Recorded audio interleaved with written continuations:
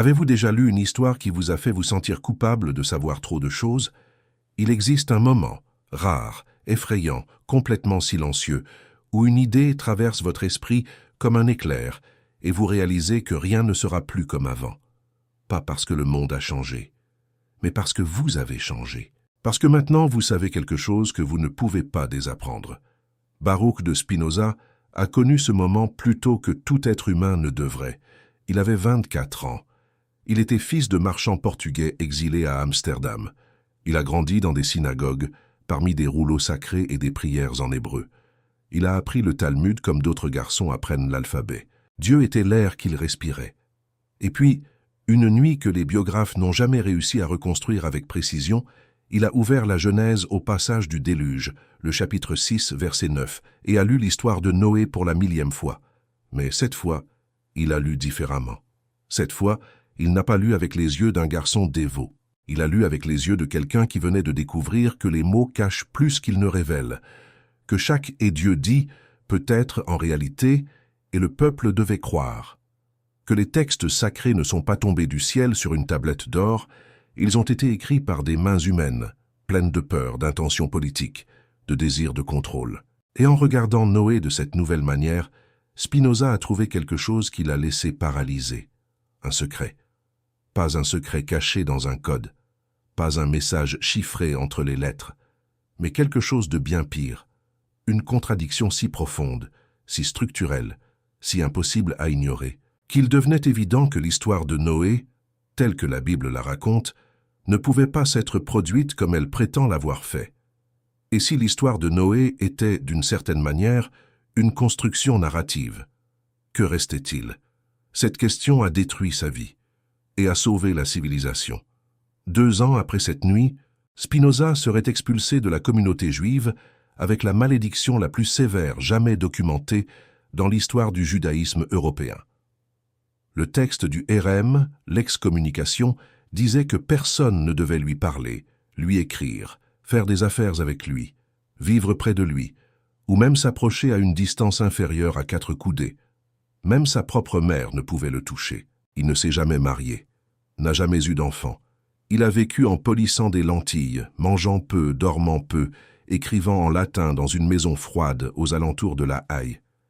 Et quand il est mort, à 44 ans, probablement de tuberculose aggravée par la poussière de verre qu'il inhalait en travaillant, le monde n'a pas prêté attention, mais ses livres ont survécu. Et à l'intérieur d'eux, en particulier dans le traité théologico-politique, publié anonymement en 1670, se trouvait la plus grande bombe intellectuelle du XVIIe siècle, une analyse complète, rationnelle et dévastatrice des écritures sacrées, y compris ce que, selon Spinoza, l'histoire de Noé signifiait réellement. Ce n'était pas ce que l'Église enseignait, ce n'était pas ce que les rabbins prêchaient, c'était quelque chose de bien plus ancien, de bien plus troublant, et d'une manière qui vous laissera sans voix, de bien plus beau.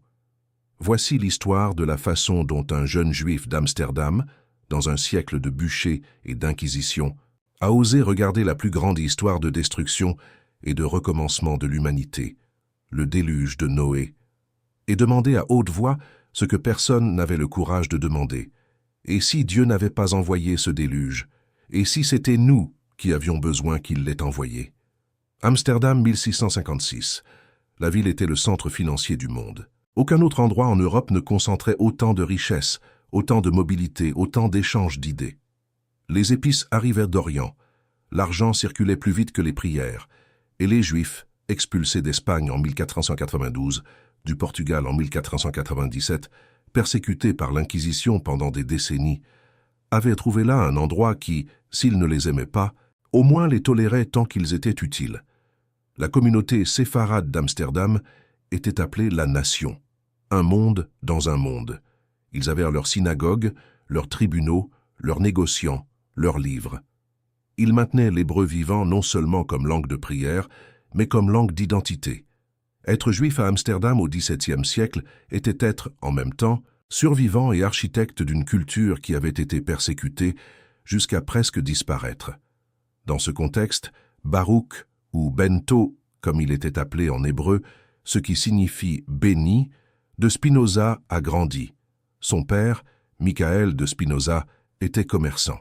Il importait des fruits secs, de l'huile d'olive, des produits de la Méditerranée. C'était un homme respectable dans la communauté, membre de la synagogue Talmud Torah. Il payait ses impôts à la communauté, assistait aux cérémonies, respectait les rituels. Baruch était le fils qui devait assurer la continuité de tout cela, des affaires, de la foi, de la place sociale durement acquise. Mais Baruch avait un problème, il pensait trop. Ce n'était pas le genre de pensée dangereuse qui commence par la rébellion. C'était le contraire. Cela a commencé par la dévotion. Depuis son enfance, il assistait aux cours de l'école de la synagogue avec une attention qui impressionnait les enseignants. Il apprenait l'hébreu, l'araméen, les commentaires du Talmud, les débats entre les grands rabbins médiévaux, Maïmonide, Gersonide, Ibn Ezra. Et c'est exactement Ibn Ezra qui a planté la première graine du problème. Rabbi Abraham Ibn Ezra était un commentateur biblique du XIIe siècle, l'un des plus respectés de toute la tradition juive. Mais dans ses textes, il y avait des passages étranges, des passages où il semblait hésiter avant d'attribuer certains versets du Pentateuque à Moïse, des passages où il écrivait des phrases énigmatiques comme « Celui qui a de la sagesse comprendra », puis s'arrêtait, sans expliquer ce qu'il voulait dire. Spinoza a compris. Ibn Ezra pointait avec un soin chirurgical pour ne pas être exécuté pour hérésie que certaines parties de la Torah ne pouvaient pas avoir été écrites par Moïse, parce qu'elles décrivaient des événements postérieurs à la mort de Moïse, parce qu'elles utilisaient des noms géographiques qui n'existeraient que des siècles plus tard, parce qu'elles mentionnaient des rois d'Israël alors qu'il n'y avait pas encore de roi d'Israël. C'était comme trouver, dans un document qui prétendait avoir 3500 ans, une référence à un événement du XIIIe siècle. Quelque chose ne collait pas, et Spinoza, en réalisant cela, ne s'est pas effrayé. Il est devenu fasciné. Il a commencé à lire la Bible d'une manière différente, non pas avec les yeux de la foi, mais avec les yeux d'un enquêteur. Qui a écrit cela, quand, pourquoi, pour qui?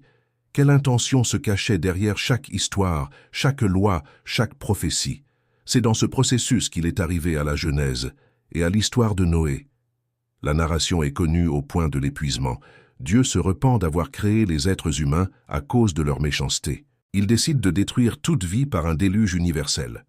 Il ne sauve que Noé, le seul homme juste de la terre, avec sa famille et une paire de chaque animal. Noé construit une arche. Il pleut pendant 40 jours et 40 nuits. Les eaux couvrent même les montagnes les plus hautes. Tout meurt. Puis les eaux se retirent. Noé sort de l'arche, fait un sacrifice à Dieu, et Dieu promet de ne plus jamais détruire l'humanité, scellant la promesse avec un arc-en-ciel, une histoire de destruction et de renouveau, de punition et de miséricorde, d'un Dieu qui ressent, qui se repent, qui change d'avis. Mais Spinoza a commencé à poser des questions que personne ne posait. Par exemple, si le déluge a couvert toute la terre jusqu'au-dessus des montagnes les plus hautes, d'où venait toute cette eau? Et où est-elle allée? La quantité d'eau nécessaire pour faire cela serait astronomique. Elle n'existe pas sur la planète. Cela serait un miracle, naturellement. Mais alors, pourquoi Dieu aurait-il besoin d'une arche? S'il peut créer suffisamment d'eau pour couvrir l'Everest, il peut simplement sauver Noé et les animaux sans avoir besoin de bois et de clous. Par exemple, l'arche de Noé, avec les dimensions décrites dans la Genèse, 300 coudées de long, 50 de large, 30 de haut, aurait environ 150 mètres de long. Ce serait le plus grand navire en bois jamais construit dans l'histoire humaine. Et elle devrait abriter 2 de chaque animal, ou 7 des animaux purs, selon la version contradictoire du chapitre 7. Rien que les coléoptères sont estimés à 400 000 espèces, sans mentionner les insectes, les amphibiens, les bactéries. La logistique était impossible. Par exemple, comment les animaux des Amériques, d'Australie, d'Antarctique sont-ils arrivés au Moyen-Orient? Et comment sont-ils revenus sur leur continent après le déluge sans laisser de traces de migration? Ces questions, aujourd'hui, semblent évidentes. En Europe, au XVIIe siècle, les poser à haute voix était risquer sa vie. Mais Spinoza n'était pas seulement intéressé par les incohérences physiques. Ce qui le perturbait vraiment était quelque chose de plus profond. C'était le caractère de Dieu dans cette histoire. Le Dieu du déluge est un Dieu qui se repent. Le texte de la Genèse 6.6 dit explicitement « Et le Seigneur se repentit d'avoir fait l'homme sur la terre, et il fut affligé dans son cœur. » En hébreu, « Vayinahem Adonai » repentance, chagrin, douleur. Mais si Dieu est omniscient, s'il sait tout avant que cela n'arrive, comment peut-on se repentir? Comment peut-on être surpris par la méchanceté humaine si on l'a créée en sachant ce qui allait se passer? Cette contradiction n'était pas nouvelle. Les philosophes juifs médiévaux, en particulier Maïmonide, s'étaient contorsionnés en essayant de l'expliquer. Ils disaient que le repentir n'était qu'une métaphore, un langage anthropomorphique utilisé pour rendre Dieu compréhensible aux esprits limités, que Dieu ne ressent pas d'émotions comme les humains. Spinoza est arrivé à la même conclusion, mais par un chemin complètement différent et beaucoup plus radical. Pour lui, la solution n'était pas de dire que le repentir était une métaphore. La solution était de reconnaître que tout le texte biblique avait été écrit par des humains avec des intentions humaines, dans des contextes historiques spécifiques, et que d'attribuer des émotions à Dieu n'était pas un problème théologique à résoudre, c'était une preuve que le texte parlait de la psychologie humaine, pas de la nature divine. L'histoire de Noé, donc, n'était pas l'histoire de Dieu. C'était l'histoire de ce que les êtres humains avaient besoin que Dieu soit, et cela changeait tout. Parce que si l'histoire de Noé est une projection des besoins humains, alors que nous dit-elle sur nous?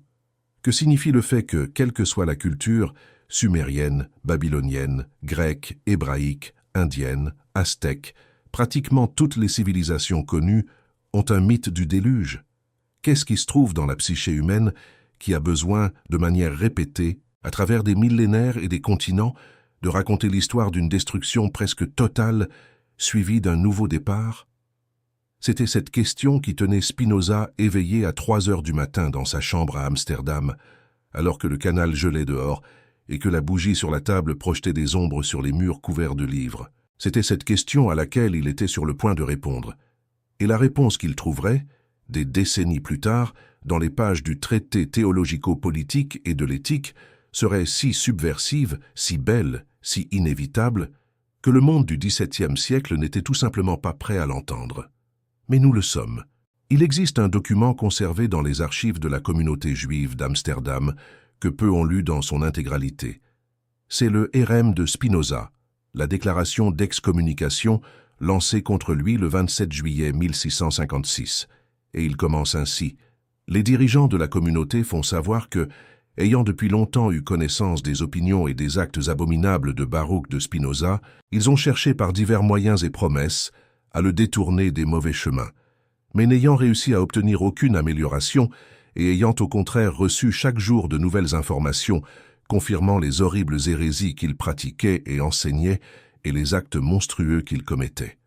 Et ensuite vient la malédiction, pas seulement l'excommunication, pas seulement l'interdiction de fréquenter la synagogue, mais quelque chose qui fait frémir la peau quand on le lit aujourd'hui. Qu'il soit maudit le jour et maudit la nuit, maudit quand il se couche et maudit quand il se lève, maudit quand il sort et maudit quand il entre. Le Seigneur ne lui pardonnera pas. La colère et l'indignation du Seigneur s'enflammeront contre cet homme. Spinoza avait 23 ans. Que pouvait-il avoir dit ou fait pour mériter une telle réaction? Les documents historiques ne sont pas clairs. La communauté juive n'a pas précisé les hérésies et les actes monstrueux. Les historiens spéculent, peut-être avait-il commencé à partager ses doutes sur l'auteur de la Torah. Peut-être avait-il dit que l'âme n'est pas immortelle. Peut-être avait-il suggéré que Dieu et la nature étaient la même chose. Mais il y a une autre possibilité, moins discutée et plus troublante. Peut-être avait-il dit quelque chose sur Noé. Pas sur les incohérences physiques du déluge. Celles-ci étaient tolérables. Elles pouvaient être expliquées par un miracle et c'est tout. Mais sur ce que le personnage de Noé représentait dans l'imaginaire théologique juif. Parce que Noé, dans le judaïsme, n'est pas seulement un survivant. C'est un modèle moral. C'est la preuve que Dieu récompense la justice.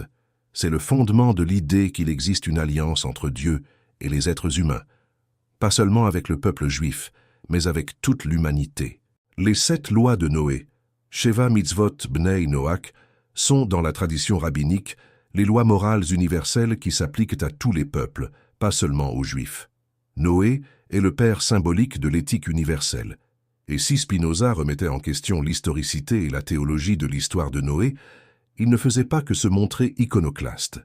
Il défiait l'un des piliers de l'identité religieuse du peuple juif, et par extension, de toute la civilisation occidentale fondée sur les écritures abrahamiques. Il y avait plus en jeu qu'un jeune rebelle, avec des doutes théologiques.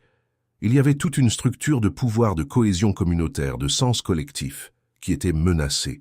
Et la communauté a réagi de la seule manière qu'elle savait, en expulsant la menace. Spinoza n'a jamais demandé à revenir. Il ne s'est jamais rétracté. Il n'a jamais admis d'erreur. Un certain temps après l'excommunication, on dit des mois, peut-être seulement des semaines. Il a simplement quitté Amsterdam et est allé vivre dans une petite ville appelée Rijnsburg, puis à Voorburg, puis à La Haye.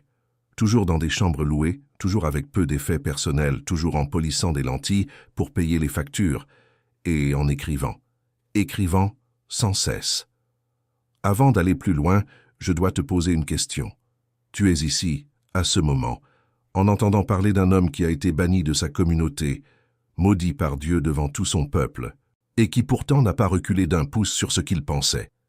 Cela te dit quelque chose sur la nature des idées vraies, sur ce qui se passe quand quelqu'un trouve une question qu'il ne peut s'empêcher de poser. Je dois te demander, que penses-tu que Spinoza a trouvé dans l'histoire de Noé qui était si dangereux? Quel type de vérité peut être si menaçante qu'elle justifie la destruction publique d'un être humain? Écris-le dans les commentaires, parce que ce que tu vas lire ensuite peut changer la façon dont tu vois non seulement la Bible, mais toute la manière dont l'humanité traite le traumatisme, la peur et le besoin de recommencer. Et si tu es arrivé jusqu'ici, cela prouve déjà que tu es différent, que tu n'as pas peur des grandes questions. Alors fais partie de ce cercle. Abonne-toi à la chaîne maintenant, active la cloche et allons jusqu'au bout de cette histoire ensemble, parce que ce qui vient ensuite est là où la bombe explose vraiment. La Haye, 1670. Spinoza avait 38 ans lorsque le traité théologico-politique sortit des presses clandestines d'Amsterdam. Publié anonymement. La page de titre indiquait un éditeur inexistant à Hambourg. C'était une précaution nécessaire.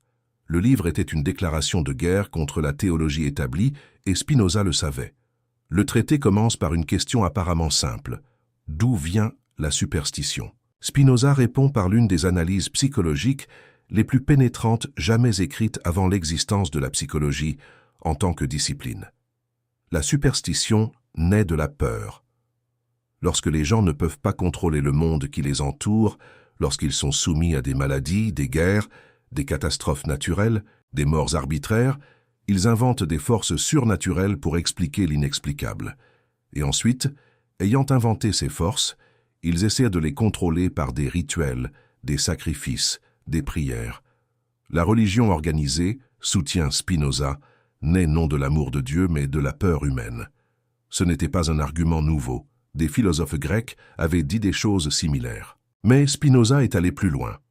Il a appliqué cet argument directement aux Écritures. Si la religion naît de la peur, alors les textes religieux sont des documents de la peur humaine. Ce sont des tentatives de donner un sens au chaos, de créer de l'ordre là où il y a de la terreur, de construire un Dieu suffisamment puissant pour protéger, suffisamment juste pour punir seulement les méchants, suffisamment proche pour entendre les prières. Et l'histoire de Noé dans cette perspective était un document extraordinairement riche, parce que le déluge n'était pas seulement une histoire de punition divine, c'était une histoire sur ce que les êtres humains font lorsque tout semble perdu, sur la façon dont, face à la destruction totale, il y a toujours une arche, il y a toujours un survivant, il y a toujours un nouveau départ, et il y a toujours un Dieu qui promet de ne plus jamais faire cela. Cette promesse, l'arc-en-ciel, l'alliance, était, pour Spinoza, le moment le plus révélateur de toute la narration, parce que l'alliance de l'arc-en-ciel ne bénéficie pas à Dieu. Elle n'ajoute rien à l'existence divine. Elle existe entièrement pour le bénéfice humain, pour donner aux gens la sécurité que le monde ne va pas se terminer à nouveau, que cela vaut la peine de planter, de construire, d'avoir des enfants, de créer des civilisations. Dieu, dans l'histoire de Noé, sert de garantie à la continuité humaine. Et pour Spinoza, c'était la preuve définitive que le Dieu biblique était une construction humaine, parce qu'un Dieu véritablement transcendant, véritablement infini, n'aurait pas besoin de faire des promesses pour faire sentir aux humains qu'ils sont en sécurité. Le besoin de promesses révèle le besoin humain de sécurité, pas une caractéristique divine. C'était cette inversion qui rendait l'argument de Spinoza si explosif. Ce n'était pas seulement dire que la Bible avait tort, C'était dire que la Bible avait raison, mais qu'elle révélait quelque chose de différent de ce qu'il voulait révéler.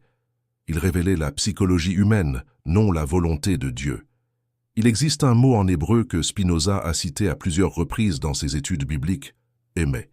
Cela signifie vérité. Mais le concept hébreu de vérité est plus riche et plus compliqué que le concept grec ou latin que nous avons hérité en Occident. En grec, aletheia, vérité, signifie littéralement « ce qui n'est pas caché ». C'est la réalité qui émerge lorsque les illusions sont retirées.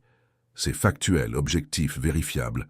En hébreu, émet vient d'une racine qui signifie fermeté, fiabilité, permanence. Quelque chose est vrai non pas parce qu'il correspond à un fait externe, mais parce qu'il est durable, parce qu'il soutient, parce qu'il peut être confié.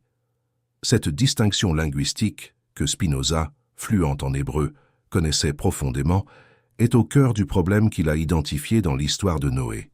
L'histoire du déluge, en tant qu'enregistrement historique factuel, est, pour utiliser le langage moderne, impossible. Les preuves géologiques, biologiques, physiques contredisent complètement et irréversiblement le récit littéral. Il n'existe aucun enregistrement stratigraphique d'un déluge mondial. Les fossiles montrent une continuité biologique, non une extinction et un repeuplement universel. Les datations au carbone 14 et par d'autres méthodes montrent que des civilisations en Égypte, en Mésopotamie, en Chine et dans d'autres parties du monde existaient sans interruption pendant la période où le déluge aurait dû se produire.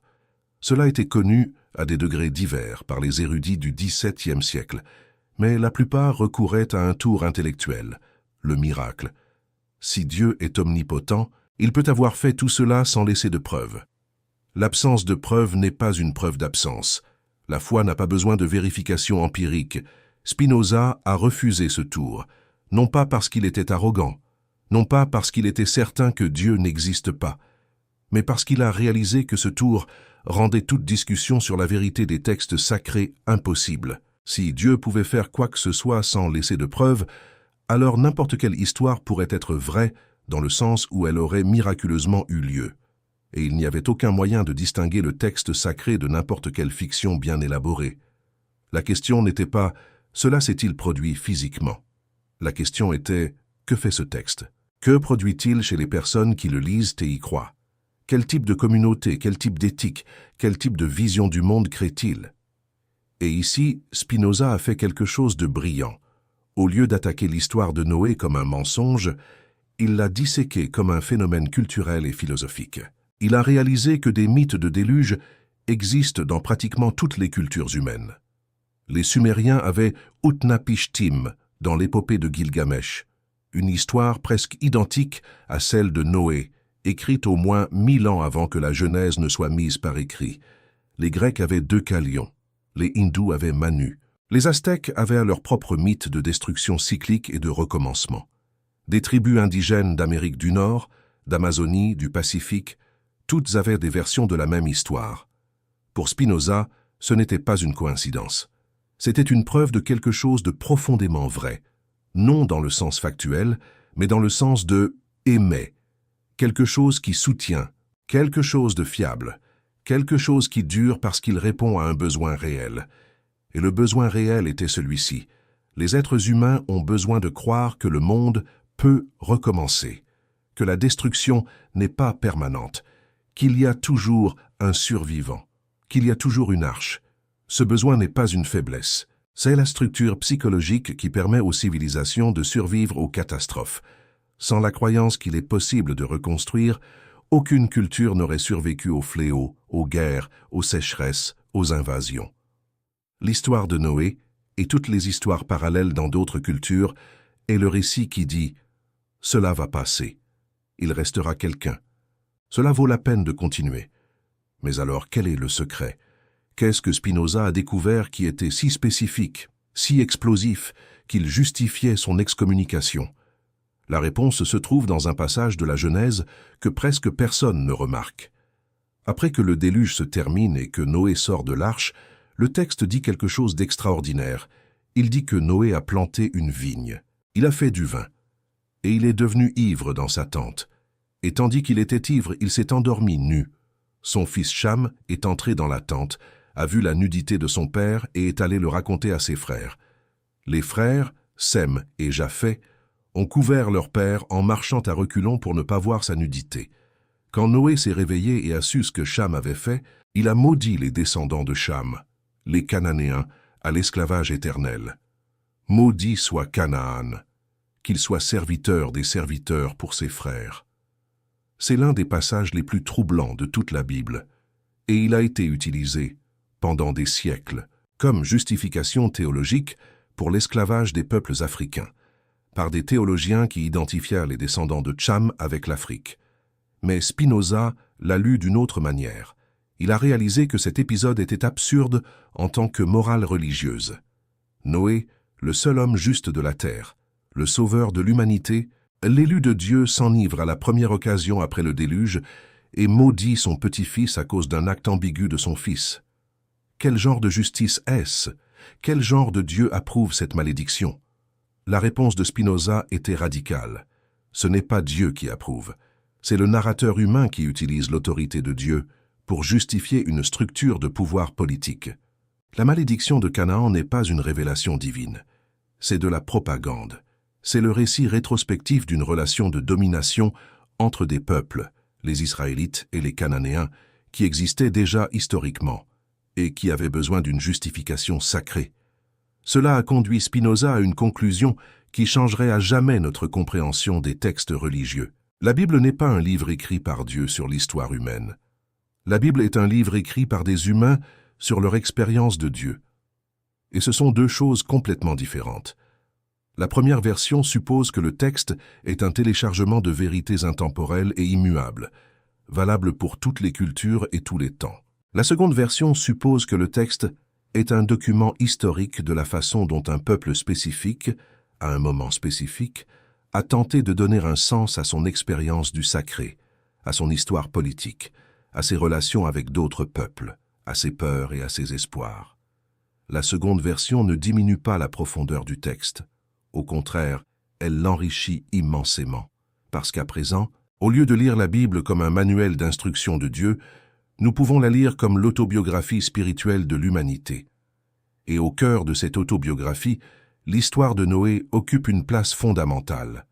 Parce que c'est l'histoire de la façon dont les humains font face à l'Apocalypse. Et Spinoza avait beaucoup à dire à ce sujet. Arrêtons-nous un moment et réfléchissons à ce que l'arche est réellement.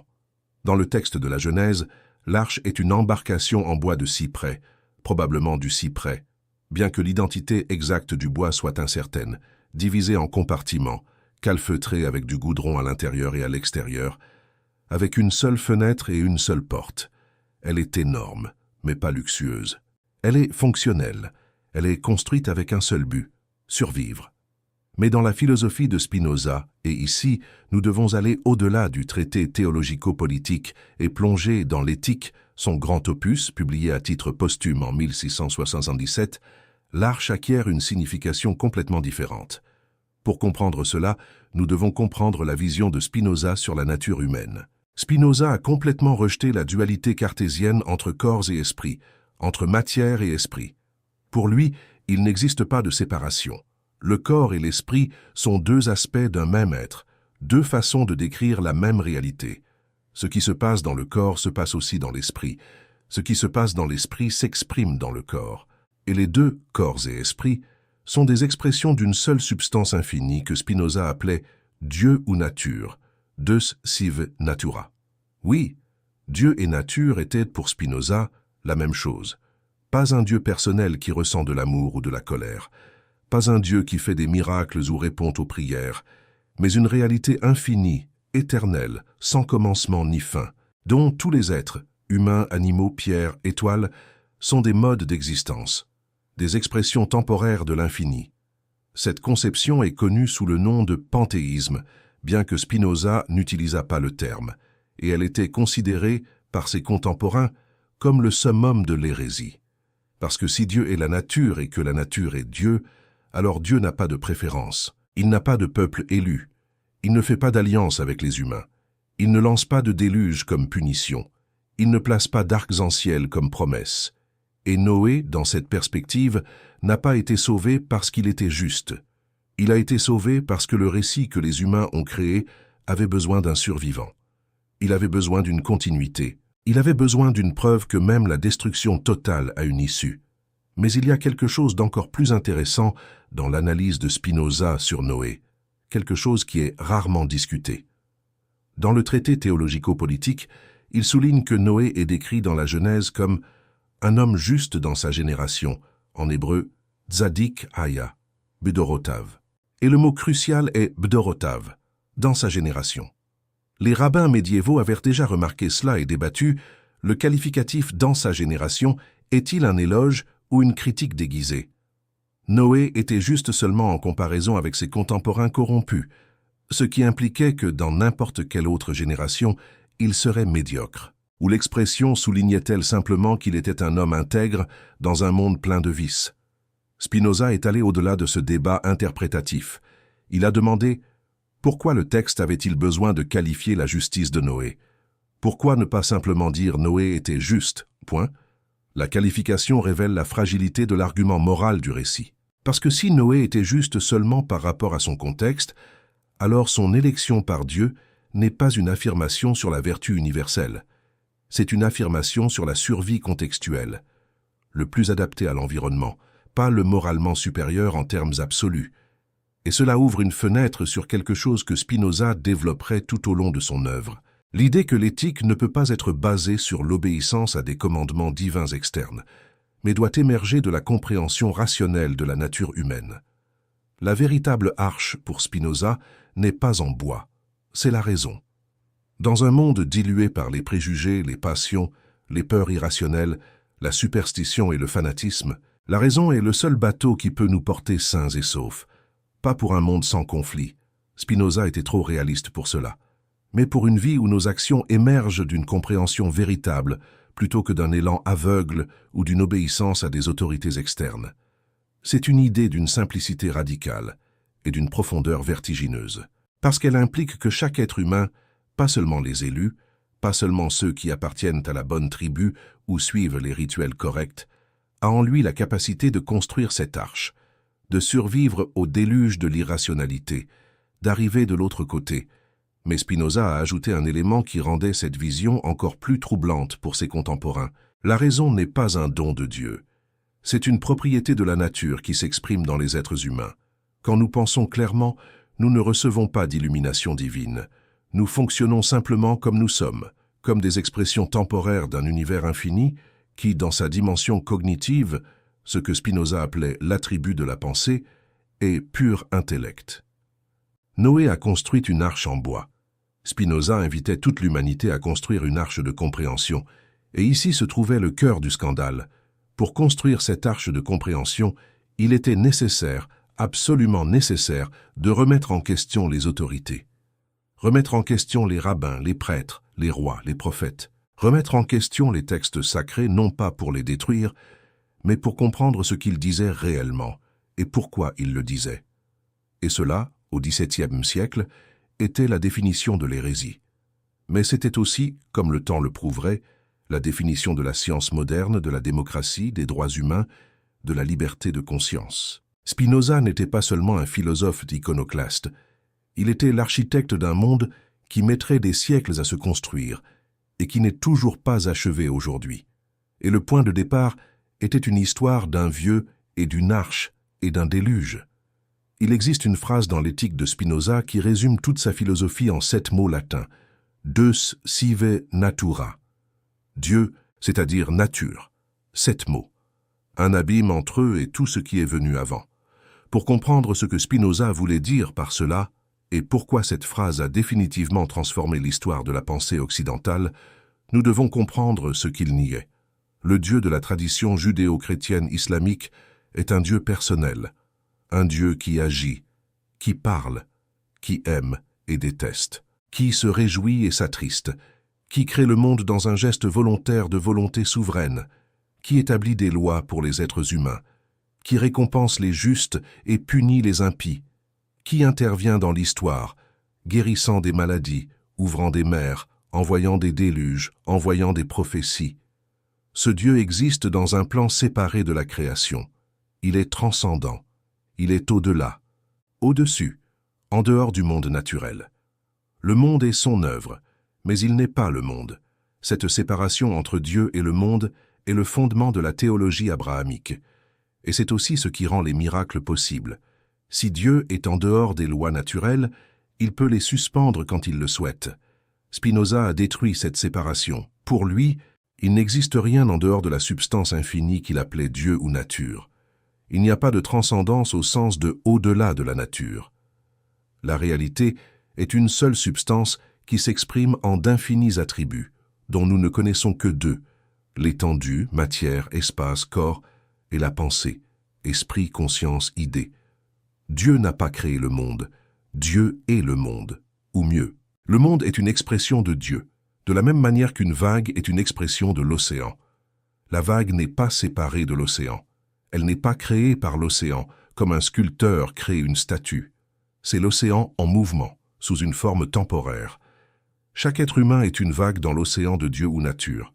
Et comme l'océan n'a pas de préférence pour des vagues spécifiques, Dieu ou nature n'a pas non plus de préférence pour des humains spécifiques. Il n'y a pas de peuple élu. Il n'y a pas d'âme particulièrement aimée de Dieu. Il n'y a pas d'individu qui mérite une intervention miraculeuse pendant que d'autres sont laissés à souffrir. Il n'y a que des modes d'existence, plus ou moins adaptés à leur propre nature, plus ou moins capables de développer leur conatus, l'impulsion fondamentale de tout être à persévérer dans l'existence. Et c'est ici que Noé entre en jeu. Dans le système de Spinoza, ce qui a rendu Noé juste n'était pas l'obéissance à des commandements divins. C'était quelque chose de plus fondamental, la capacité de persévérer, de résister, de construire quand tout autour détruit. Le conatus de Noé était plus fort que celui de ses contemporains, pas moralement supérieur, mais fonctionnellement plus adapté à la survie. Et l'arche n'était pas un don de Dieu. C'était l'expression maximale du conatus humain, le refus de disparaître, l'insistance à continuer, l'effort créatif de construire une solution à un problème qui semblait insoluble. Dans cette lecture, l'histoire de Noé n'est pas celle d'un Dieu qui sauve, c'est celle d'êtres humains qui survivent, et ils survivent non par grâce divine, mais par effort, intelligence, travail, et surtout par le refus fondamental d'accepter la fin comme définitive. Cette inversion théologique a une conséquence philosophique énorme, parce que si la survie de Noé est une expression du conatus humain et non une intervention divine, alors la responsabilité de la survie de l'humanité n'est pas entre les mains de Dieu, elle est entre les nôtres. Il n'y a pas de déluge que Dieu enverra pour punir les péchés que nous avons accumulés. Mais il y a des déluges que nous créons nous-mêmes, climatiques, nucléaires, sociaux, politiques, et qu'aucune prière ne résoudra. La seule arche disponible est celle que nous construirons de nos propres mains. Spinoza a écrit cela au XVIIe siècle, mais le message sonnait comme s'il avait été écrit pour aujourd'hui. Et ceux qui comprennent cela comprennent pourquoi il a été expulsé de sa communauté, interdit par les théologiens chrétiens, condamné par les gouvernements catholiques. Non pas parce qu'il avait tort, mais parce qu'il avait raison plus que quiconque n'était prêt à l'admettre. L'histoire de Noé, relue par Spinoza, n'est pas une histoire sur Dieu sauvant l'humanité. C'est une histoire sur l'humanité découvrant qu'elle doit se sauver elle-même. Nous sommes à Ninive. L'année est environ 650 avant Jésus-Christ. Le roi Assurbanipal, l'un des plus puissants dirigeants de la Syrie, un homme qui se vantait de lire des textes cunéiformes en sumérien et en akkadien, quelque chose d'extraordinairement rare pour un roi de l'époque, a ordonné la création d'une bibliothèque. Pas n'importe quelle bibliothèque, la plus grande collection de textes du monde ancien. Des tablettes d'argile couvertes d'écritures cunéiformes, décrivant des mythes, des lois, de l'astronomie, de la médecine, des rituels. Cette bibliothèque a été détruite lorsque Ninive est tombée, en 612 avant Jésus-Christ, enfouie sous les décombres de la ville pendant des millénaires. En 1849, un archéologue britannique nommé Austen Henry Layard a commencé à fouiller les ruines de Ninive, près de l'actuel Mossoul, en Irak. Il a trouvé des milliers de fragments de tablettes. En 1872, un employé du British Museum nommé George Smith étudiait ces fragments lorsqu'il trouva quelque chose qui le fit arrêter de respirer. C'était l'histoire du déluge. pas le déluge de Noé, mais un déluge presque identique, avec un personnage nommé Utnapishtim, dans un récit qui faisait partie de l'épopée de Gilgamesh, le poème épique le plus ancien connu, écrit en sumérien et en akkadien, avec des parties datant d'au moins 2100 avant Jésus-Christ. Détail par détail, l'histoire d'Utnapishtim fait écho à l'histoire de Noé. Les dieux décident de détruire l'humanité par un déluge. Un dieu en particulier, Ea, le dieu de la sagesse, avertit Utnapishtim.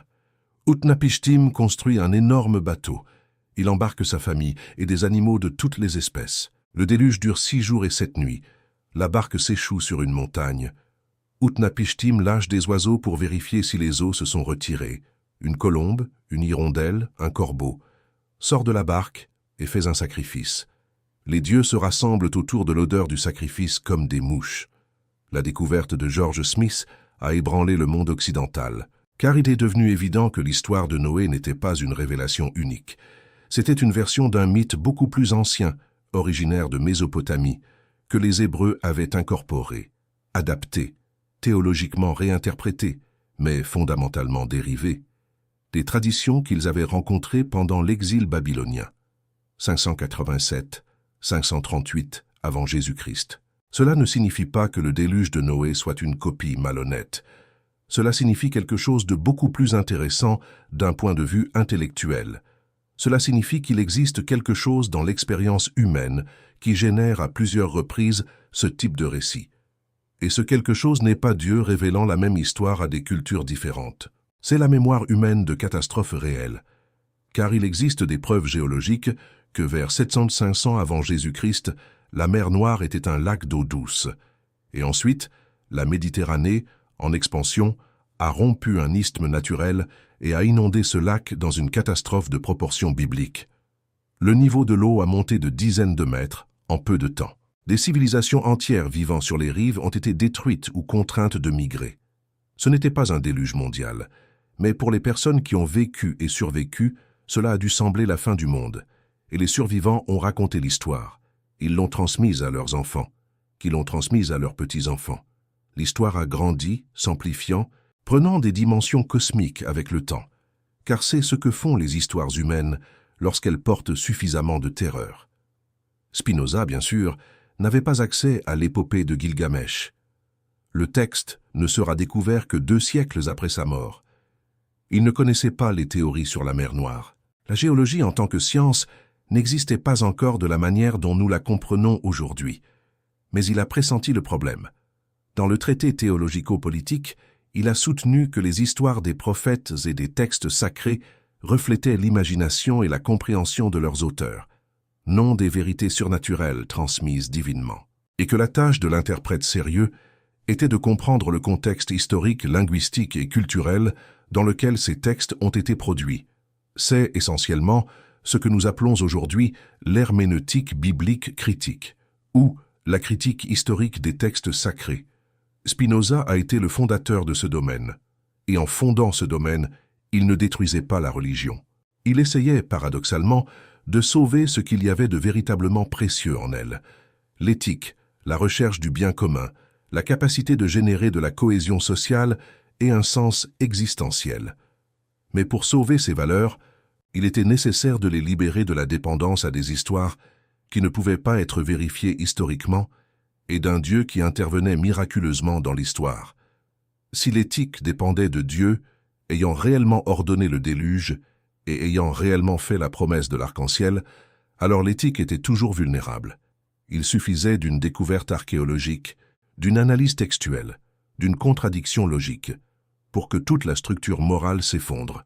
Mais si l'éthique émergeait de la raison, de la compréhension de ce qui est nécessaire pour que des êtres humains vivent bien en communauté, alors elle serait indépendante de la véracité historique de tout texte spécifique. Et Noé pourrait être exactement ce qu'il était, un personnage d'une histoire très ancienne sur la survie humaine, sans avoir besoin d'avoir existé littéralement pour enseigner quelque chose de profondément vrai sur la condition humaine. La Haye, 1673. Spinoza a reçu une proposition extraordinaire. L'électeur palatin, Charles Louis, l'un des princes les plus puissants d'Allemagne, lui a offert une chaire de philosophie à l'université de Heidelberg, avec la liberté totale d'enseigner ce qu'il voulait, tant qu'il ne perturbait pas la religion publiquement établie. C'était une offre impressionnante pour un homme qui vivait de la polissage de lentilles dans une chambre louée à La Haye. Spinoza a refusé, poliment, soigneusement, mais sans hésitation. Sa lettre de refus est un document extraordinaire d'intégrité intellectuelle. Il explique qu'il apprécie énormément l'offre, mais qu'il ne sait pas comment circonscrire la liberté de philosopher sans perturber la religion établie.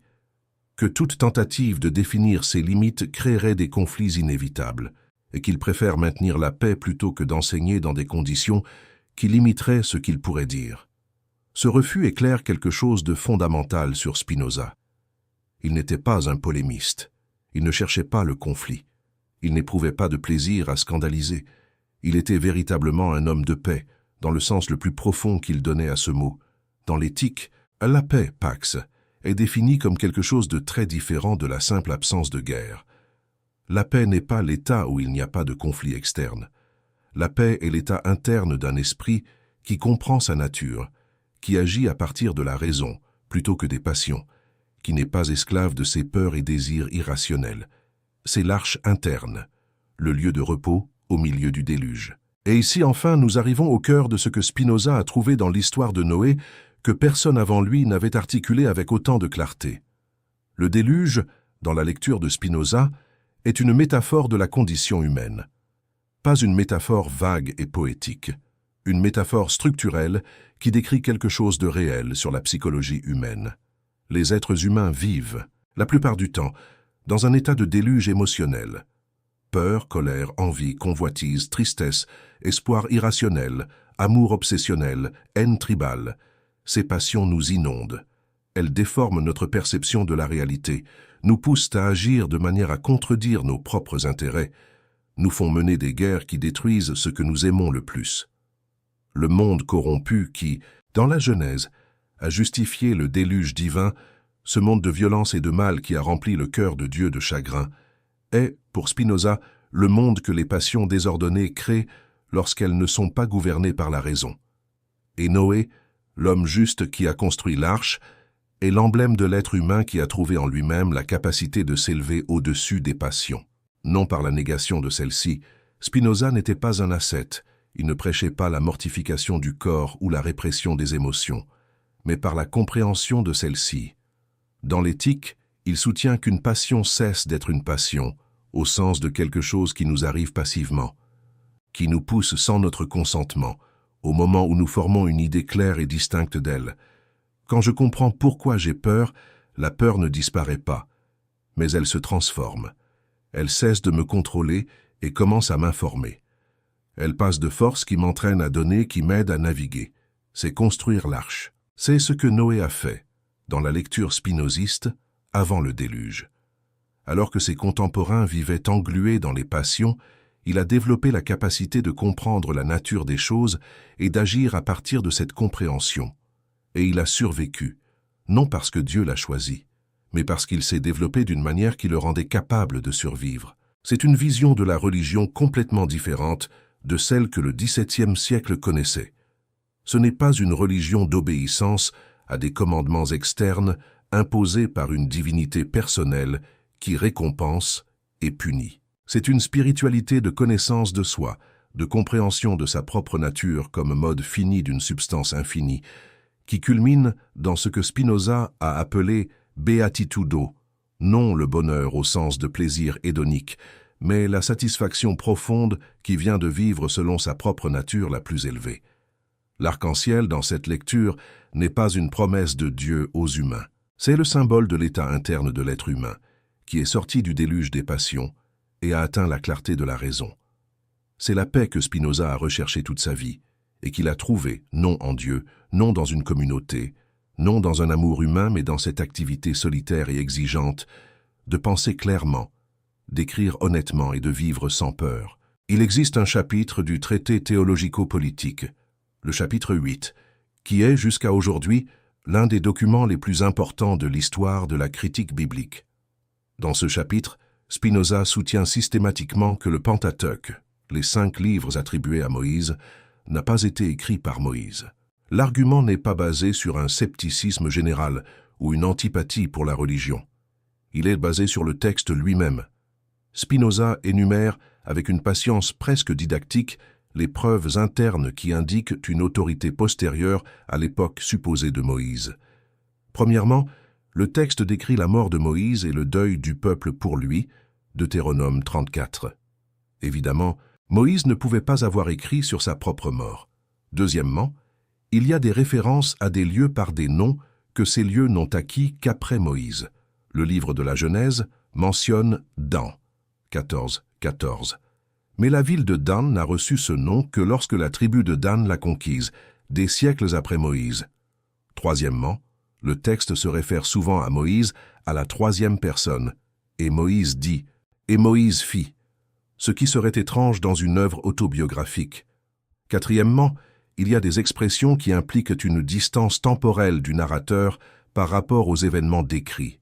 Des phrases comme « et jusqu'à ce jour », Genèse 26, 33, qui n'ont de sens que si le narrateur écrit longtemps après les événements. Cinquième point. Il y a des mentions de rois d'Israël dans des passages de la Genèse, 36, 31, avant qu'aucun roi ne règne sur les fils d'Israël, ce qui implique que le narrateur connaît l'existence de la monarchie israélite, qui ne commence qu'avec Saül, des siècles après Moïse. Individuellement, chacune de ces preuves pourrait être expliquée. Ensemble, elles forment un schéma impossible à ignorer. Spinoza a conclu que le Pentateuque a été compilé et édité, très probablement par Esdras, le scribe du VIe siècle avant notre ère, qui, selon le livre d'Esdras, Néhémie, a ramené les textes sacrés de l'exil babylonien et les a réorganisés. Cette conclusion serait confirmée 2 siècles plus tard par la critique documentaire, en particulier par l'hypothèse documentaire de Julius Wellhausen, 1878, qui a identifié 4 sources distinctes, J, E, D et P, qui ont été compilées pour former le Pentateuque. Mais au XVIIe siècle, cette idée était un tremblement de terre, car l'autorité de la Torah dépendait entièrement de la croyance que Moïse l'avait reçue directement de Dieu au Sinaï. Si Moïse n'a pas écrit la Torah, alors la chaîne d'authenticité divine était rompue. Et si la chaîne était rompue, l'autorité des lois bibliques, y compris les lois qui fondaient le pouvoir des autorités religieuses, était également rompue. C'était, littéralement, un acte révolutionnaire. Mais Spinoza n'était pas satisfait de simplement démontrer que le texte avait une autorité humaine. Il voulait aller plus loin. Il voulait comprendre ce que cette autorité humaine révélait sur l'histoire et la psychologie du peuple qui a produit ces textes. Et dans le cas du déluge de Noé, cette analyse a conduit à une découverte troublante. L'histoire de Noé, dans la Genèse, existe en 2 versions partiellement contradictoires. Dans la version du chapitre 6, Dieu ordonne à Noé de prendre 2 de chaque espèce, une paire de chaque animal. Dans la version du chapitre 7, Dieu dit de prendre 7 paires des animaux purs et une paire des impurs. Dans la version du chapitre 6, le déluge commence parce que les eaux de l'abîme se sont ouvertes et les fenêtres du ciel se sont ouvertes. Au chapitre 7, il y a une emphase différente sur la durée et l'étendue du déluge. Il y a aussi des duplications. À 2 moments distincts, le texte dit que Noé a fait exactement ce que Dieu a ordonné. Genèse 6, 22 et 7, 5. Pourquoi répéter cela? Pour les critiques bibliques postérieures à Spinoza, ces contradictions seraient expliquées par l'existence de 2 sources distinctes. La source yahviste, J, qui utilise le nom Yahvé pour Dieu, et la source sacerdotale, P, qui utilise Elohim, qui ont été entrelacées par un éditeur ultérieur. Spinoza est arrivé à une intuition similaire. Il n'avait pas la terminologie technique que les critiques du XIXe siècle développeraient. Mais il a reconnu que le texte présentait des caractéristiques de composition multiples. Et cela l'a conduit à une question que peu se posaient. S'il existait des versions différentes de la même histoire, quelle était la originale? Et plus important encore, pourquoi quelqu'un choisirait-il de conserver les 2 versions, même si elles étaient des contradictoires? La réponse, il l'a pressenti, était que pour le compilateur final, la vérité de l'histoire ne résidait pas dans les détails factuels, dans le nombre exact d'animaux, dans la durée précise du déluge. Elle résidait dans le message fondamental. Dieu a détruit et recommencé. Dieu a puni et pardonné. Il existe une alliance entre le divin et l'humain. Ce message était plus important que toute cohérence narrative. Et ici, paradoxalement, Spinoza a trouvé quelque chose qu'il respectait profondément dans la tradition qu'il avait abandonnée.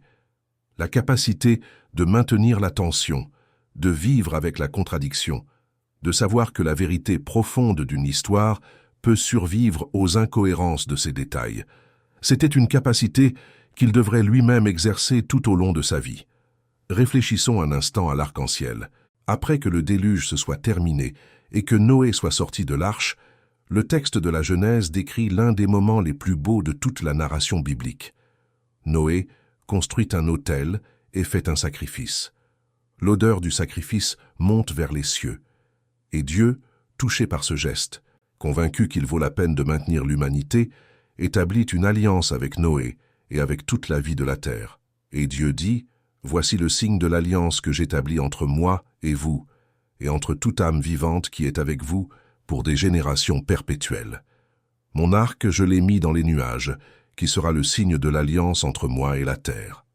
Et il arrivera que, lorsque j'apporterai des nuages sur la terre, l'arc apparaîtra dans les nuages. » Un des phénomènes naturels les plus communs du monde, l'arc-en-ciel, produit par la réfraction de la lumière solaire dans des gouttelettes d'eau dans l'air, devient, dans cette narration, le symbole d'une promesse cosmique.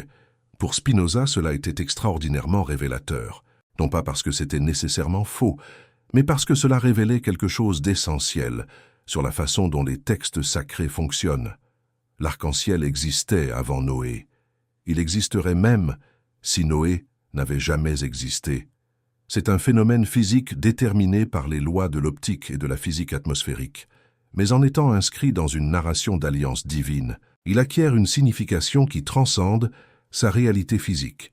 L'arc-en-ciel devient un langage, et cette transformation de phénomène naturel en langage sacré était, pour Spinoza, précisément ce que les textes religieux faisaient en général. Ils prenaient la réalité, physique, historique, psychologique, et l'enveloppaient dans une narration de signification qui allait au-delà du simplement factuel. Le problème n'était pas cette opération en soi. Le problème était lorsque cette narration de signification était confondue avec un récit factuel. Lorsque l'arc-en-ciel cessait d'être un symbole puissant d'espoir et de continuité et devenait une preuve littérale que Dieu avait fait une promesse verbale après avoir envoyé un déluge réel. Mais il y avait quelque chose d'encore plus spécifique que Spinoza a identifié dans l'alliance de l'arc-en-ciel. C'est une alliance asymétrique. Dieu promet de ne plus détruire. Noé ne promet rien en retour, du moins pas à ce moment précis. L'alliance de l'arc-en-ciel est un don unilatéral du divin à l'humain. Cela contraste fortement avec d'autres alliances bibliques. L'alliance d'Abraham exige la circoncision en échange. L'alliance du Sinaï avec Moïse exige l'obéissance aux commandements. Ce sont des alliances contractuelles, un échange d'obligations. Mais l'alliance de Noé est différente. C'est une promesse inconditionnelle. Pourquoi? Spinoza a pointé vers le contexte immédiat. Juste après l'alliance de l'arc-en-ciel, le texte de la Genèse dit quelque chose de surprenant. Dieu réfléchit. Le cœur de l'homme est mauvais depuis sa jeunesse. Et pourtant, Dieu décide de ne plus détruire la terre. C'est l'opposé logique de la structure narrative qui a conduit au déluge. Avant le déluge, la méchanceté humaine justifiait la destruction. Après le déluge, la même méchanceté humaine est reconnue, mais cette fois, elle est acceptée. La promesse de l'arc-en-ciel est établie non pas malgré la méchanceté humaine, mais en pleine conscience de celle-ci. Cela, pour Spinoza, était un moment d'honnêteté extraordinaire du texte. Le déluge n'a pas résolu le problème de la méchanceté humaine. Les survivants étaient humains tout autant que ceux qui ont été détruits. La méchanceté n'a pas été éliminée, seul le contexte a été réinitialisé. Et Dieu ou le narrateur qui parle au nom de Dieu reconnaît cela. L'arc-en-ciel, par conséquent, n'est pas une promesse que les humains seront bons. C'est une promesse que le monde ne sera pas détruit, même lorsque les humains ne seront pas bons. C'est une promesse de permanence au milieu de l'imperfection. Et pour Spinoza, cela avait une résonance philosophique profonde. Dans toute son œuvre, il a insisté sur le fait que la perfection n'est pas l'absence de limitation. La perfection est le plein développement dans les limitations de chaque être. Une pierre parfaite est pleinement ce qu'une pierre peut être. Un être humain parfait est pleinement ce qu'un être humain peut être, avec toutes les passions, incertitudes, mortalité que cela implique. L'arc-en-ciel relu par Spinoza est le symbole d'un monde qui continue d'exister, non pas parce qu'il est parfait, mais parce qu'il persévère. Parce que le conatus, l'élan d'être, est plus fort que la tendance à la destruction. Et cela, il croyait, était une vérité philosophique aussi solide que n'importe quel théorème de géométrie. Il n'avait pas besoin de Dieu pour être vrai. C'était vrai simplement parce que c'était la structure de la réalité. Il existe un passage dans l'histoire de Noé qui a été utilisé pendant des siècles pour justifier l'esclavage, pour fonder l'infériorité raciale comme décret divin, pour transformer la domination politique en ordre cosmique. C'est l'épisode de Cham. Après le déluge, Noé plante une vigne, fait du vin et s'enivre. Dans sa tente, il s'endort nu. Cham, l'un de ses fils, voit la nudité de son père et le raconte à ses frères Sem et Japheth. Les frères, par respect, couvrent leur père en marchant à reculons pour ne pas regarder. Lorsque Noé se réveille et découvre ce qui s'est passé, il prononce une malédiction dévastatrice. Maudit soit Canaan, il sera le serviteur des serviteurs de ses frères. Et ensuite, béni soit le Seigneur, Dieu de Sem, et Canaan lui sera serviteur. Que Dieu étende Japheth et qu'il habite dans les tentes de Sem, et Canaan lui sera serviteur. Pendant des siècles, ce passage a été interprété comme une justification divine pour la hiérarchie raciale entre les peuples. L'identification des descendants de Cham avec les peuples africains, présente dans des textes rabbiniques médiévaux, puis renforcée par des théologiens chrétiens et islamiques de l'ère coloniale, a servi de fondement sacré pour le trafic d'esclaves africains. Un texte de quelques lignes dans la Genèse a été utilisé pour justifier l'asservissement de millions d'êtres humains au fil des siècles. Spinoza a examiné ce passage et a fait ce qu'il faisait toujours. Il a demandé ce qu'il disait réellement, à qui il était destiné et quel intérêt il servait. La réponse l'a choqué par sa brutalité claire. La malédiction de Canaan ne concerne pas Cham et ne concerne pas l'Afrique. Elle concerne les Cananéens. Les Cananéens étaient les peuples qui habitaient la terre de Canaan, la terre que, selon le récit biblique, Dieu a promise au peuple d'Israël. Lorsque les Israélites sont arrivés à Canaan, ils ont trouvé des populations établies. La conquête de ces populations, décrite en détail dans les livres de Josué et des Juges, avec une brutalité que le récit célèbre sans gêne, avait besoin d'une justification, et la malédiction de Noé fournissait cette justification rétroactivement. Les Cananéens étaient des serviteurs par décret divin. Leur soumission aux Israélites n'était pas une conquête historique, c'était un accomplissement prophétique. Ce n'était pas une violence politique, c'était un ordre cosmique. C'est ce que Spinoza a identifié comme le mécanisme central par lequel les écritures sacrées fonctionnent politiquement. Elles transforment l'intérêt particulier d'un groupe en commandement universel. Elles transforment l'histoire, contingente, brutale, négociable, en destin, nécessaire, sacré, inébranlable. Et une fois qu'un résultat historique devient destin sacré, toute remise en question de celui-ci devient hérésie. Cette analyse, que les textes sacrés servent souvent d'instrument de pouvoir politique déguisé en révélation divine, était la plus dangereuse de toutes les idées de Spinoza. Non pas parce qu'elle était fausse, mais parce que, si elle était vraie, elle retirait aux autorités religieuses leur principal outil de légitimation. Si le prêtre n'est pas l'intermédiaire de Dieu, mais l'administrateur de récits produits par des humains pour servir des intérêts humains, alors le pouvoir du prêtre n'est pas sacré. Il est politique. Et la politique peut être remise en question, débattue, réformée.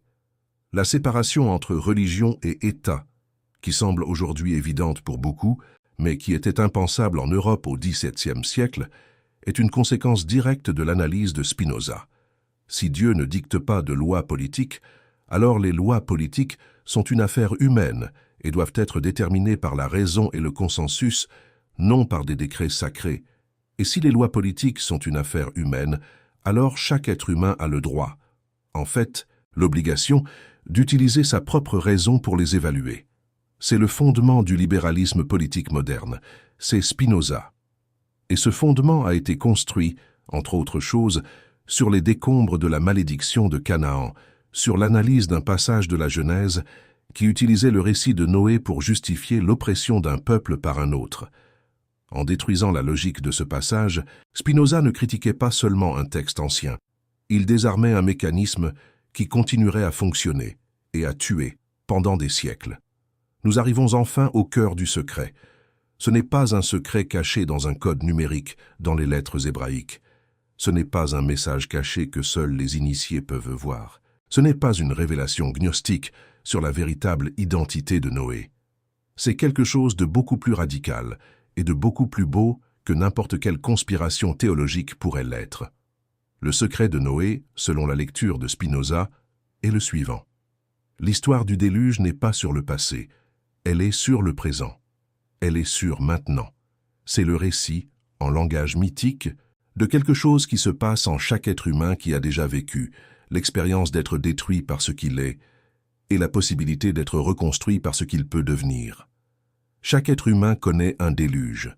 Parfois, il est externe, la perte d'un être cher, la destruction d'une vie construite, la trahison qui efface des années de confiance, la maladie qui dissout l'identité que nous connaissions. Le moment où tout ce qui semblait solide se liquéfie et s'élève, et vous vous retrouvez flottant dans un océan de pertes, sans voir de terre dans aucune direction. Parfois, il est interne, l'effondrement d'une croyance qui organisait le monde, la découverte que la personne que vous pensiez être n'existe plus de la même manière, le moment où le sens qui guidait la vie s'évapore et vous devez en trouver un autre. Ces déluges sont réels, ils sont vécus, ils sont dévastateurs.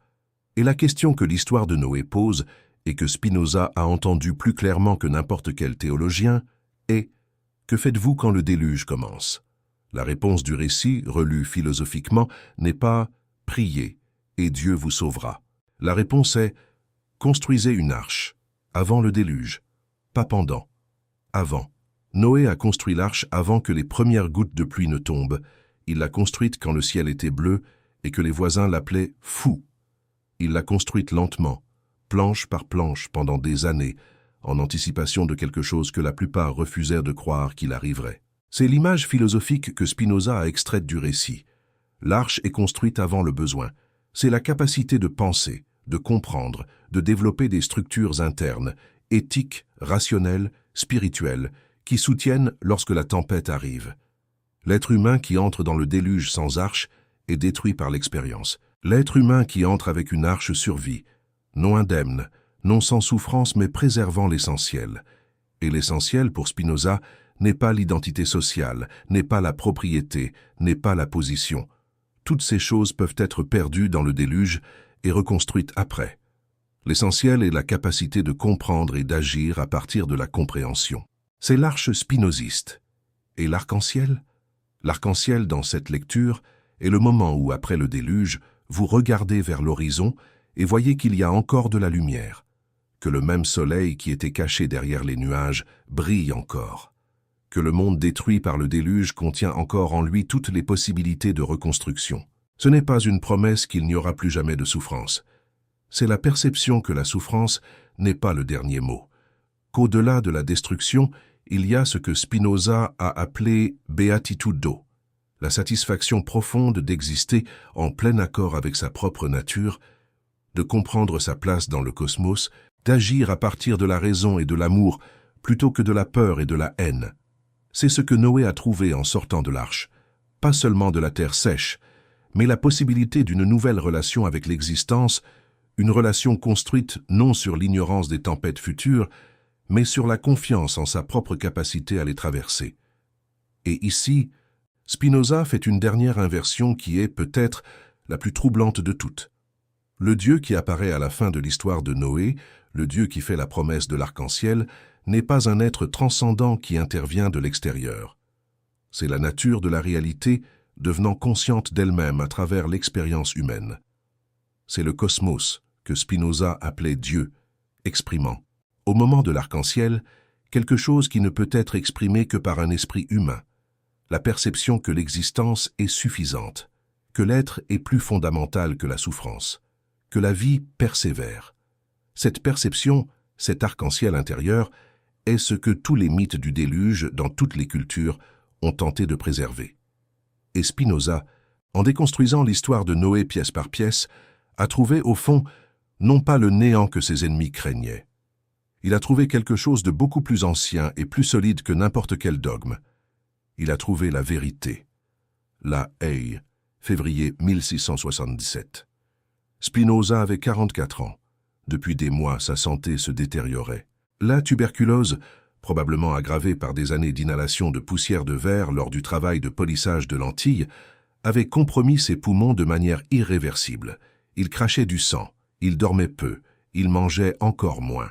Son concierge, Hendrik van der Spyk, a témoigné que même dans ses derniers jours, Spinoza continuait à recevoir des visites, à poursuivre des conversations philosophiques, à correspondre avec des amis et des disciples par lettres. Il n'y avait pas de lamentation, pas de dramatisation. Il y avait, selon les témoignages, une sérénité qui impressionnait ceux qui le connaissaient. C'était la paix qu'il avait décrite dans l'Éthique, pas la paix de l'ignorance mais la paix de la compréhension.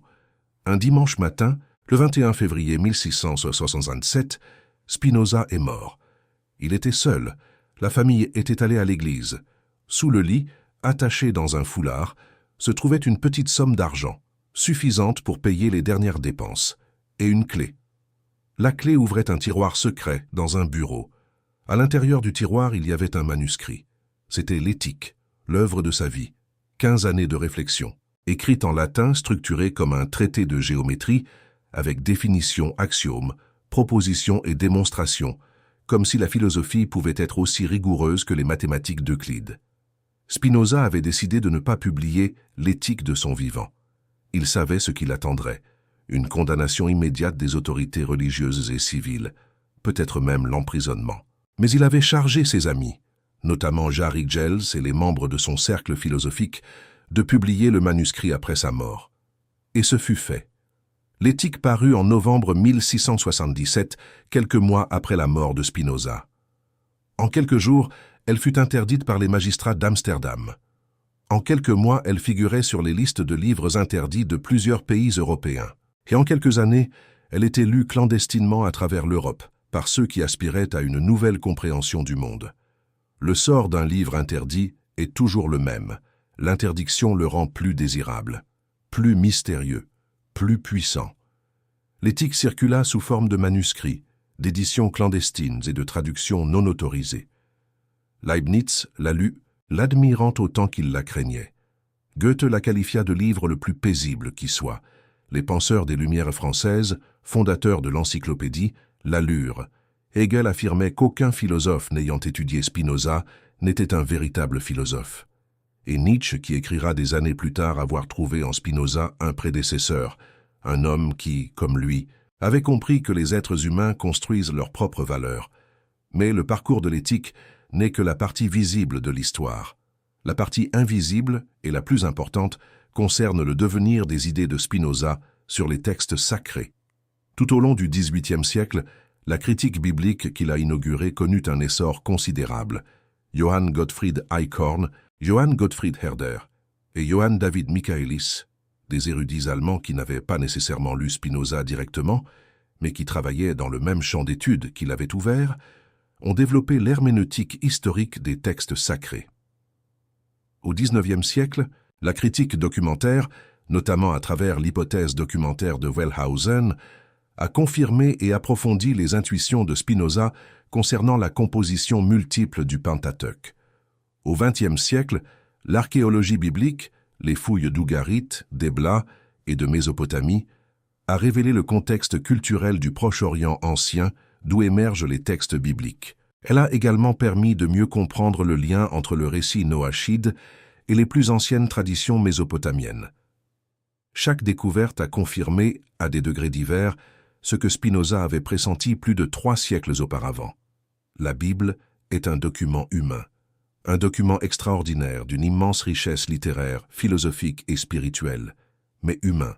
Et en tant que document humain, il nous en dit plus sur les êtres humains qui l'ont écrit que sur un Dieu qui l'aurait dicté. Il nous parle notamment du besoin humain de déluge et d'arche, de destruction et de nouveaux départs, de promesses et d'arcs-en-ciel. Imaginez Spinoza vivant aujourd'hui. Ce n'est pas si difficile. C'était un homme d'une rigueur intellectuelle et d'une vision si vaste que nombre de ses idées semblent plus actuelles que celles de la plupart des penseurs qui lui ont succédé. Que ferait-il des déluges de notre époque? Car nous en avons plusieurs. Il y a le déluge du changement climatique, littéralement dans certaines régions, un déluge croissant d'événements climatiques extrêmes, d'inondations, de sécheresses, qui menacent des communautés entières. Un déluge qui ne provient pas d'un châtiment divin pour la perversité humaine, bien que nous en soyons certainement responsables, mais des conséquences physiques et inévitables de 2 siècles d'industrialisation qui ont traité l'atmosphère comme une décharge. Il y a le déluge de désinformation, un océan de récits contradictoires, faux ou déformés, qui rend de plus en plus difficile de distinguer le réel du inventé. Un déluge qui n'emporte pas les corps, mais corrode la capacité de raisonner clairement. Cette même capacité que Spinoza considérait comme la seule véritable arche. Il y a le déluge du fanatisme, religieux, politique, identitaire, qui divise les êtres humains en tribus incapables de s'écouter, qui transforme les différences en menaces existentielles, qui retourne compulsivement à la logique du peuple élu et de l'ennemi maudit que Spinoza avait décelé dans le récit de Noé et de Canaan. Il y a le déluge de la solitude, le paradoxe d'une ère de connectivité et d'isolement extrême, où des milliards d'êtres humains sont plus connectés que jamais et plus profondément seuls qu'à aucune autre époque de l'histoire. Face à ces déluges, que dirait Spinoza? Je crois qu'il dirait exactement la même chose qu'au XVIIe siècle, avec des mots différents pour une réalité différente. Premièrement, ne levez pas les yeux au ciel, en espérant une arche. Il n'y a pas de Dieu personnel qui choisira les justes et sauvera l'humanité de ce qu'elle a engendré. La responsabilité nous incombe. Elle l'a toujours été. Premièrement, l'arche est la raison. Non pas la raison froide et calculatrice qui ignore les émotions. Spinoza n'a jamais dit cela. Mais la raison qui comprend, qui voit les choses telles qu'elles sont, qui ne se laisse pas submerger par la peur, la colère ou le besoin tribal d'avoir toujours un ennemi. Troisièmement, l'arche se construit avant le déluge. Investissez dès maintenant dans la compréhension. Développez dès maintenant votre esprit critique. Bâtissez dès maintenant des communautés de personnes attachées à la vérité et au bien commun. Car lorsque le déluge surviendra, et il surviendra toujours, il sera trop tard pour acquérir ces compétences à partir de zéro.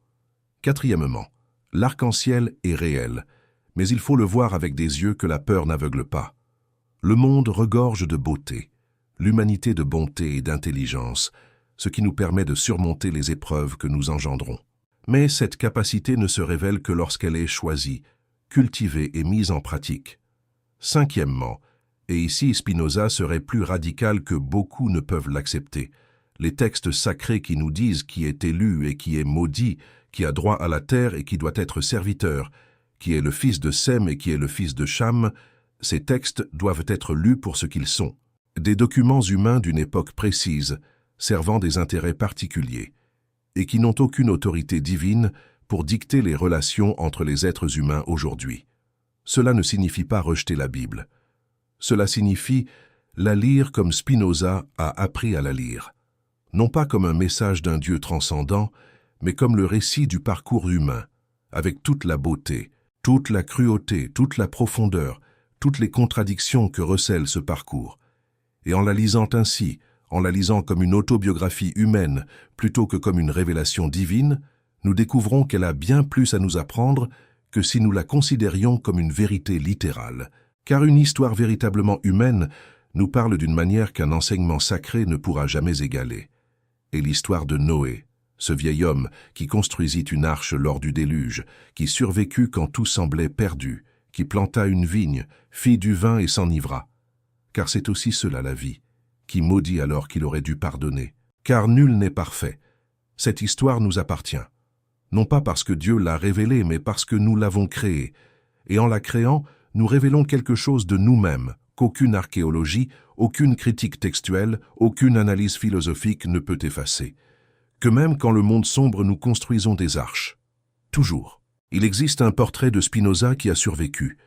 C'est une gravure d'un auteur inconnu, probablement réalisée dans les années 1660, alors qu'il avait entre 30 et 35 ans. Elle montre un visage jeune, avec des cheveux noirs et ondulés tombant sur les épaules, de grands yeux sombres à l'expression difficile à définir. Ce n'est ni la joie, ni la tristesse. C'est quelque chose entre la concentration et la sérénité, l'expression de quelqu'un constamment absorbé par une pensée qui le passionne. Un homme qui construit encore l'arche.